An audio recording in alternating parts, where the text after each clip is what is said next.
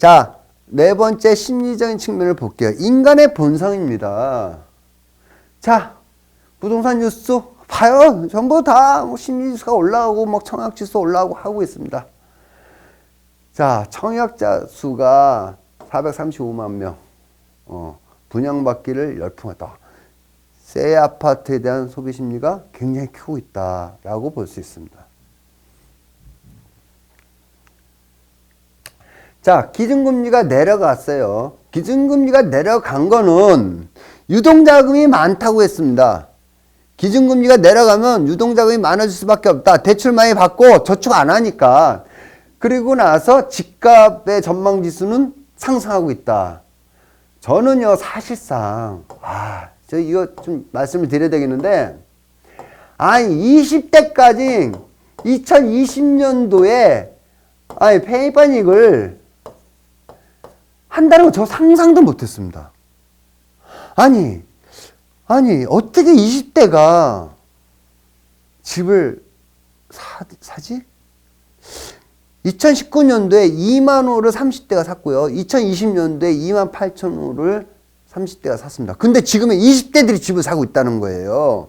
자, 30대가 집 사는 거는 제가 살 수 있다고 생각해요.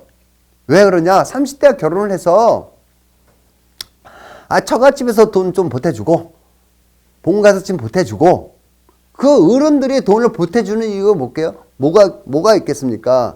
집값이 올라갈 것 같으니까 너네들 전세 살고 그러면 힘드니까 집을 사주고 하겠죠? 그래서 30대 집을 사는 거야. 자, 양쪽 집에서 돈 받아서. 자, 그럼 그 부모님들도 40대, 50대, 60대 부모님들도 집값이 올라갈 걸 예상하고 집을 자식한테 사주겠죠. 집값이 떨어질 것 같은데 그 자식들한테 집을 왜 사주겠어요? 그쵸? 그 30대는 그래서 살 수 있다. 근데 20대가 집 산다는 거는요. 결혼도 안 했고 취직도 안 되고 돈도 없는데 20대가 어떻게 집을 사요? 그거는 50대, 60대, 40대 부모님들이 산 겁니다. 20대가 산 거 아니에요.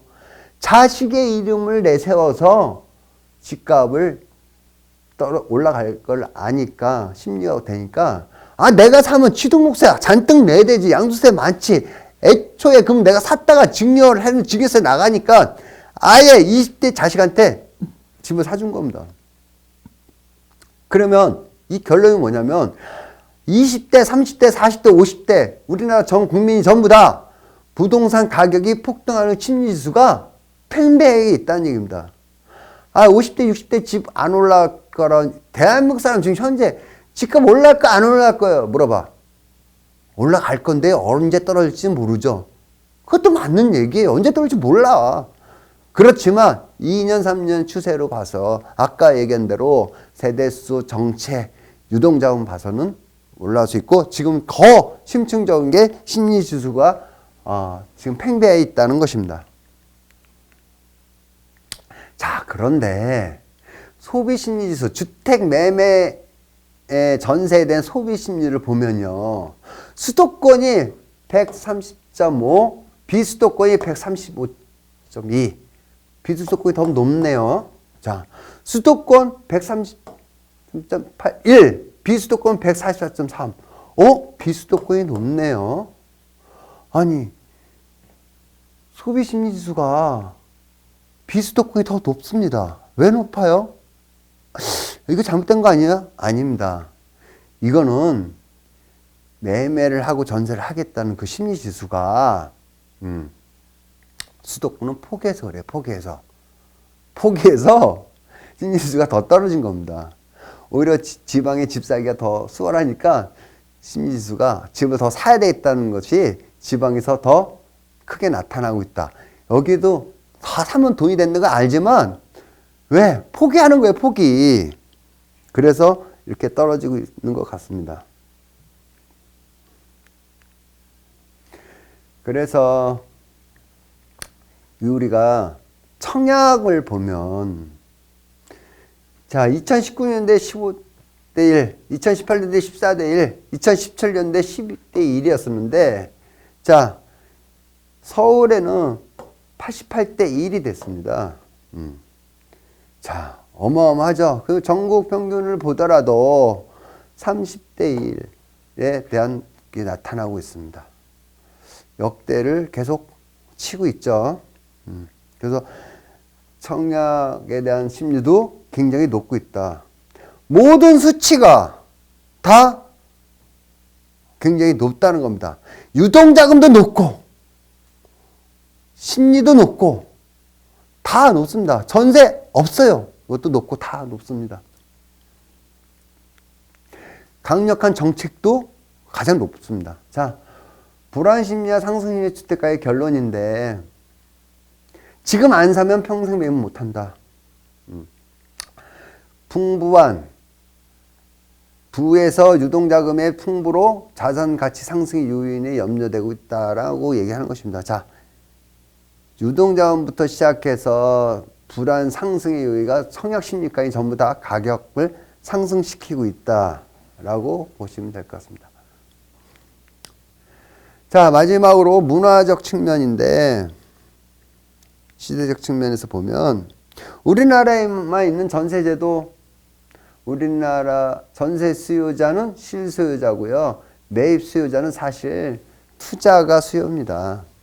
아니, 전세 사는 사람이 투자하려고, 투기하려고 전세 사는 사람 봤어요? 그건 실수요자예요. 실수요자는 전세를 가격을 결정하는 거고요.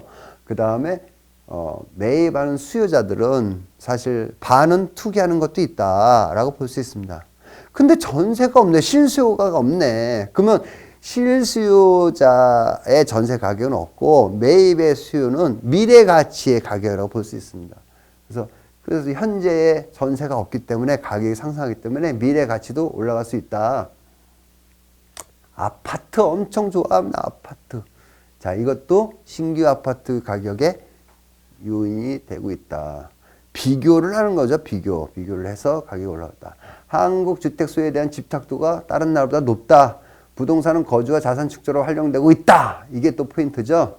거주와 자산 축적으로 활용되고 있다. 근데 자본주의 국가에서 자산 축적을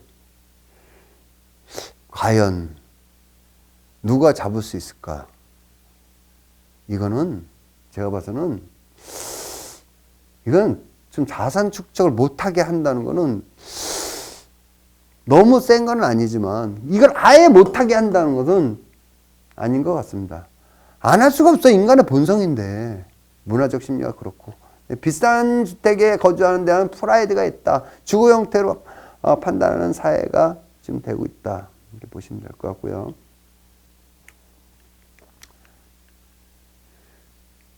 투자에 대한 애착을 보이는 게 사실이고, 자, 대부분 문화권에서 옛날에 이 문화가 옛날부터 부동산에 대한 것들은 따로 특권도 경해지고 경제적인 특권도 시대적 변화가 계속 가고 있더라는 것입니다. 결론이 뭐냐면 쭉 나열을 했지만 이 시대적 변화, 부동산에 대한 그 인식도 문화적인 것도 다 제가 이렇게 나열을 했지만 결론이 이겁니다. 부동산 투자를 단순한 재산 증식 이상의 의미를 갖도록 만든 것이라는 것입니다. 재산 증식. 자, 부동산은요, 주거를 하는 것도 목적이 있고, 재산 증식하는 것도 목적이 있지만, 그 외에 다른 의미를 갖고 있습니다. 프라이드부터 시작해서. 모든 내가 만족감까지 모든 것들이 복합적으로 섞여 있는 것이 부동산이다. 주거만 하고 재산 축적으로만 끝나는 게 아니고 모든 내 생활 패턴까지 엮여져 있는 것이 문화의 부동산이라고 볼 수 있습니다. 자, 여러분 이거 한번 생각해 보시죠. 자, 당신의 부자 시각은 어디에 있나요? 라는 겁니다. 자, 부동산 투자를 바라보는 시각인데 긍정적입니까? 부정적입니까? 아, 저 투기꾼들, 저 새끼들 때문에 부동산 가격이 폭등하고 있어. 부정하는 거죠. 그럼 당신은 부동산 투자를 부정으로 생각하십니까? 긍정으로 생각하십니까? 아니, 이 세상을 살려면 부동산 재테크를 해야 돼. 긍정적이냐? 재테크한 놈들은 다 죽여야 돼. 부정적으로 생각하냐. 그거를 한번 생각해 보시고요.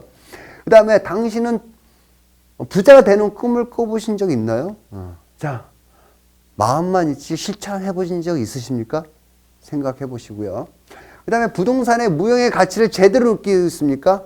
권리금이라든지 이런 것들도 여러분 입지, 어느 입지가 좋다. 강남의 집값이 오르고 똑같은 건축비인데도 어디 입지가 좋고 부산 해운대가 좋고 뭐 이런 얘기들이 이런 입지에 대한 권리금에 대해서 여러분 느껴본 적이 있냐는 거죠. 무형의 자산을 느껴본 적이 있는 거고 또 성공하는 사람들의 습관에서 여러분들이 그대로 따라하고 그대로 배워본 적이 있습니까? 라는 것입니다.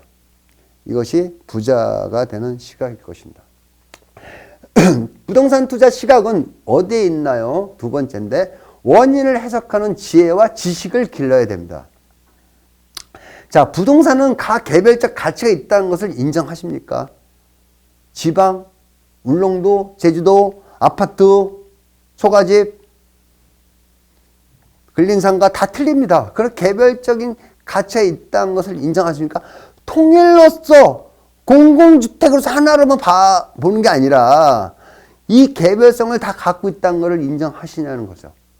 자본주의 국가에서 빈부격차가 있는 건 현실인 걸 인정하십니까?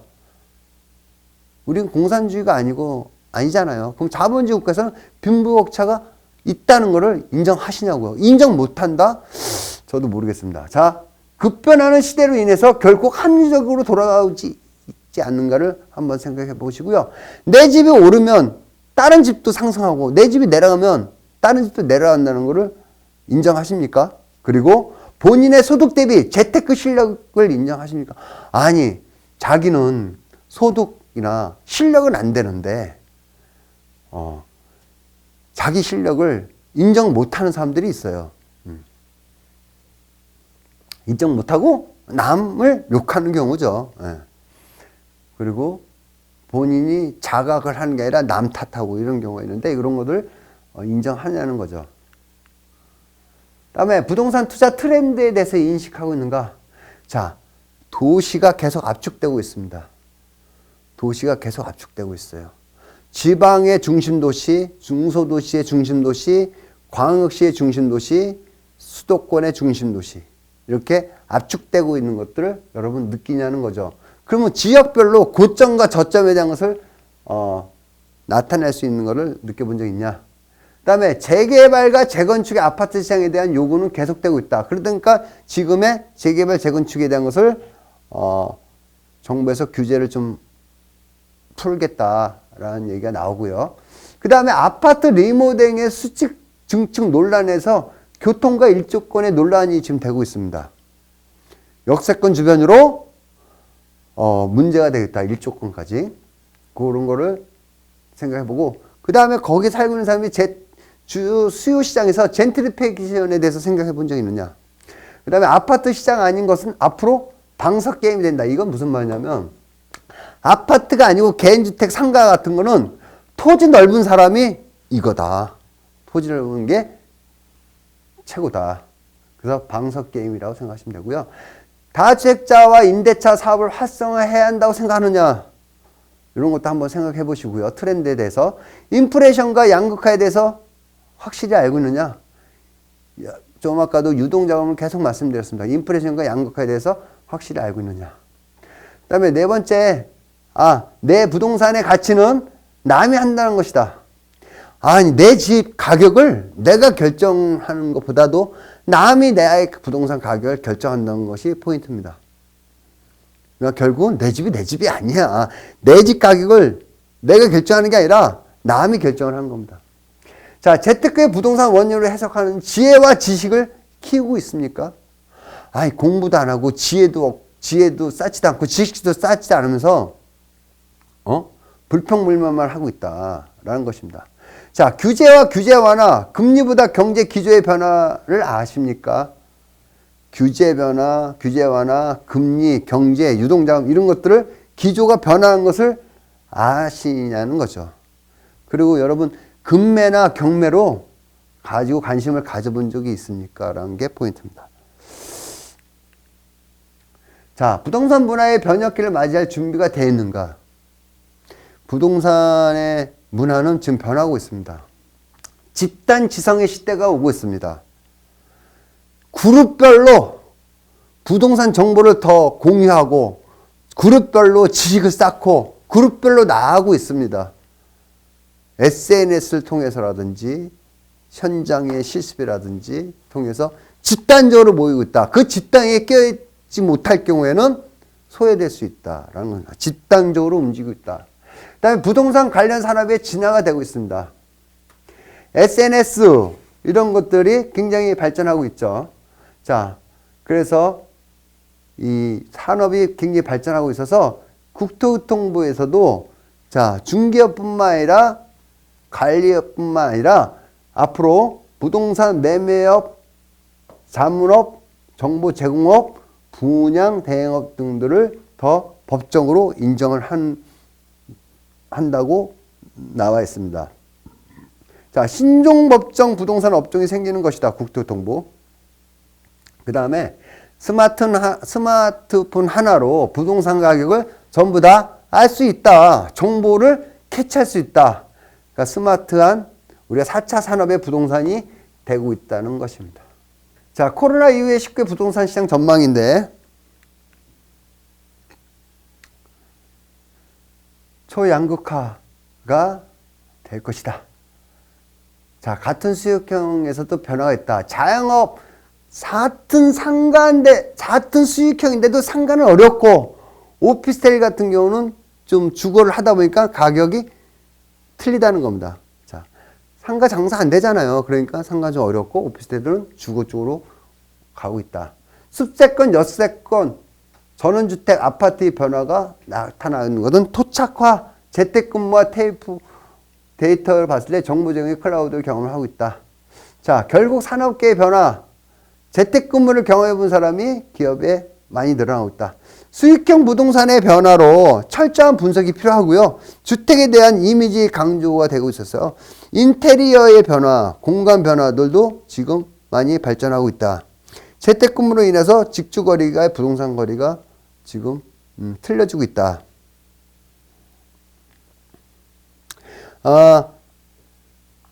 1시간 거리 정도 되는 거를 직주거리라고 보기도 하는데 1시간 이상 넘어가 버리면 직주거리라 보지 않는 경향이 있어서 1시간 정도는 수용할 수 있다. 그런데 40분이 걸리더라도 교통비가 많이 들어가면 그건 직주거리라고 보지 않습니다. 40분 걸리는데 교통비가 많이 들어가는 경우가 있어요. 자, 그런 경우는 뭐냐면 차가 계속 밀려 있거나 그래서 40분 거리도 있고 그다음에 거기 지하철 이런 것들이 없을 때에 자기 차로만 움직이게 될 때 이럴 때들은 좀 직주거리하고 거리가 멀다. 시간만 따지는 게 아니라 비용도 직주거리에 들어간다라고 보시면 됩니다. 자, 그래서 코로나19 때문에 교통이 좋은 집, 직주거리가 좋은 집, 그것도 시간만 따지는 게 아니라 비용도 같이 따지고 있다. 쾌적한 집, 넓은 집 등의 중요성이 더 부각되는 것으로 지금 나타나고 있다. 라는 것이고요. 자, 화폐 가치의 폭락, 자산 시장의 성장으로 보고 있습니다. 이 현상들은 더 나타날 것이라는 것이고요. 자, 코로나 이후의 하락과 상승에 대한 그 비교를 해보면, 자, 비대면과 비대면 아는 것이 더 복잡해지고요. 자, 결론은 뭐냐면 부동산은 살아있는 생물이기 때문에 복잡하고 다양합니다. 얼마든지 예상 못한 상태가 일어날 수 있기 때문에 항상 조심스럽게 접근을 하고 재테크는 선택이 아닌 필수의 시대가 되었다고 볼 수 있습니다. 재테크는 선택이 아닌 필수의 시대가 되고 있습니다. 자, 정책시장에 따른 부동산 시장 전망이라고 볼 수 있는데, 자, 그 정책 때문에 지금 그 비중이 우리나라에서는 굉장히 크고 있습니다. 그래서 제가 볼 때는 서울 수도권을 이제 한 뭉텅이로 봤을 때, 옛날에 1신도시, 2신도시에 생기고 나서 가격이 보합 내지 약간 하락이 있던 것처럼 역시나 제3신도시가 완성된 후에는 좀 가격의 변동이 있지 않을까 이렇게 보고 있습니다. 광역시는 1억 미만의 주택들은 계속해서 올라갈 것 같습니다. 자, 수도권에 계신 분들이 취등록세에서 1억짜리 미만 주택은 100채를 사든 50채를 사든 간에 취등록세가 1%입니다. 그래서 1억짜리 미만들을 가서 계속 투자가 들어올 것 같고요. 그 다음에 이제 그 단지가 좀 큰 것들은 상승할 여지가 있다라고 보고요. 중소도시도 중심도시들은 계속해서 1억짜리 미만이라든지 저가주택의 보합세로 가지 않을까. 그 다음에 상승 여지도 우리가 풍선효과로 나타나지 않을까 이렇게 보고 있습니다. 지금의 현재 여러분 보시면 조정지역이 인구 대비 70%고요. 비조정지역이 30%입니다. 그러면 그 30%도 언제든지 물들 수 있다라고 판단이 되고요. 그렇게 되면 대한민국 전체가 조정지역이 되겠죠. 근데 조정지역 되기 전에 또 서울로 다시 또 복구할 수 있는데 그럼 가격이 올라가는데 어떤 정도의 한계에 도달할 수도 있다. 여러분 유동자금이 2배, 3배라고 해서 부동산 가격이 5배, 6배 뛰는 건 힘듭니다. 그 유동자금이 2배면 3배면 2배, 3배는 뛸 수 있어도 유동자금이 대세라고 해서 2배, 3배가 유동자금이 늘어났다고 해서 부동산 가격이 5배, 6배는 뛰지는 않습니다. 그게 뛰었을 때는 어떻게 해요? 버블이죠. 그래서 버블까지 가는데도 사실상 그 한계가 있다는 것을 우리가 알아야 될 것 같습니다. 자, 결론을 말씀드리면 준비된 자만이 잡을 수 있다. 자, 경기 악화에 따른 경매시장에 관심이 있다면 입주와 공시가격의 변동으로 투자 종목을 선정해야 된다. 라는 것입니다. 자, 재테크의 기본 수칙인데 여러분 투자, 투기, 도박, 저축 이렇게 우리가 나눠볼 수 있습니다. 자, 저축은 현재에서는 화폐 가치로 우리가 평가를 하고요. 도박은 운에 따르는 거고, 그다음에 투기는 지나치게 높은 위험 부담을 가져서는 안 된다. 상투를 잡으면 안 된다 이런 거겠죠. 여러분 한 가지 말씀드리면 자, 무릎에 사서 어깨에 판다 이런 게 있죠. 자, 그러면 여러분 무릎이 어디고 어깨가 어디입니까? 알아요, 몰라요? 몰라. 근데 여러분 이렇게 무릎과 어깨를 이렇게 생각해 보십시오. 자, 바닥에서 약간 올라올 때가 바닥에서 약간 올라올 때가 무릎이고요. 그 다음에 자, 고가에서 약간 내려올 때가 어깨라고 생각하시면 될 것 같습니다. 그래서 완전 바닥을 치고 약간 올라왔을 때가 무릎이잖아요. 그리고 고가를 치고 약간 내려왔을 때가 어깨입니다. 그래서 무릎에 사서 어깨에 팔면 된다. 근데 그게 언제냐는 것은 바닥에서 약간 올랐을 때 위에서 약간 내려왔을 때가 어깨라고 보시면 됩니다. 자, 재테크의 필요성은 선택이 아닌 필수라고 한 것은 생애 주기가 늘어나고 있고 주택의 투자 계획을 모색할 수 있고 불확실한 미래의 세계가 있고 고령사회가 되기 때문에 재테크를 해야 된다는 얘기입니다. 자, 부동산 이외에 다양한 투자 기획을 모색하는 것도 좋습니다. 자, 2040년 주택의 전망, 부동산 가격 하락, 부동산 투자 매력이 저하되다. 그러면 2030년, 2040년까지는 그때까지만 부동산이지 그때부터는 아닐 수 있다는 얘기를 미리 말씀드립니다. 너무 제가 미래를 간 것 같은데 뭐 크게 보고 그 안에를 좀 미시적으로 보는 것도 좋겠죠. 지금의 2000년도 고령사회 향후 전망들도 이렇게 계속 늘어나고 있다. 그래서 수명이 계속 늘고 있다 얘기죠. 그러니까 뭐 돈 많이 벌고 재테크 많이 해야 안 하면 뒤처진다. 그래서 노후 생각해서라도 재테크 해야 된다 그런 얘기입니다. 자, 재테크 시키면 남들보다 먼저 틈새 시장을 공격하라. 위기에 강하게 맞서라. 저축은 미덕일 뿐이다. 시간이 부자를 만드는데 인내가 필요하다. 부동산에는 늘 관심을 가져라. 그 다음에 부지런하고 안목과 시야를 높여라라는 것입니다. 경계 흐름을 읽고 한 발 앞서 투자하라. 섣부른 투자, 금물, 투자 내공을 쌓아라. 투자는 수학이 아니라 철학이라고 했습니다. 자, 역발상 투자의 달인 존 템플턴이 얘기한 것입니다. 투자의 성공은 1등 공신은 인문학적 자세이다. 인격부터 되고 우리가 부동산 투자를 해야 되지 않나 이렇게 생각합니다. 여러분 장시간 동안 들어주시라고 고생 많으셨고요.